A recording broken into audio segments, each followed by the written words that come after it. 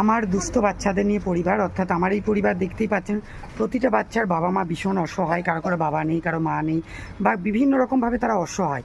এই অসহায় বাচ্চাগুলোর জন্য আমার গরিব বিনা পয়সার কোচিং, যেটা হচ্ছে সেই সমস্ত বাচ্চাদের যাদের পরিবারের কোনো টিউশনি দেওয়ার ক্ষমতা নেই, শুধু নামাত্র স্কুল যেত এবং পড়াশোনা করতো, ঘুরে বেড়াতো। এই যে এই বাচ্চাটিকে দেখছেন সুমিত্রা দুলে, ভীষণ ব্রিলিয়ান্ট, অথচ তাদের বাড়ির লোকের সামর্থ্য নেই। সুমিত্রা দুলে তো এই রকম বাচ্চাগুলোর মধ্যে হয়তো সব বাচ্চায় কতটা এগোতে পারবে জানি না, কিন্তু 100 জনের যদি 5 জন বেরিয়ে আসতে পারে, ভালো কোনো জায়গায় গিয়ে নিজেদের দাঁড় করাতে পারে, এটাই হবে আমার পাওয়া। এবং আপনারা সহযোগিতা করলেই এটা সম্ভব।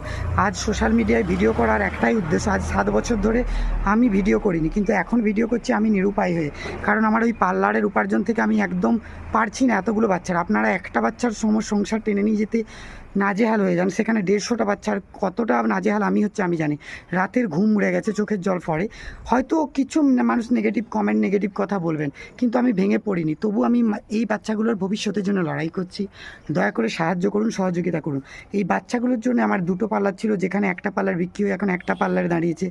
একটা গিফট দোকান, কসমেটিক দোকান ছিল, যেটাও বন্ধ হয়ে গেছে। শুধু এখন একটা ভাঙাচোরা পার্লারের উপার্জন থেকেই বিনা পয়সার কোচিংটা চলে। তাই সবাই এগিয়ে আসুন এবং আমাকে একটু সাহায্য করুন, যাতে বাচ্চাগুলোর সমস্ত কিছু জোগাড় করতে আমার সহজ হয়। দয়া করে পাশে থাকবেন, সহযোগিতা করবেন।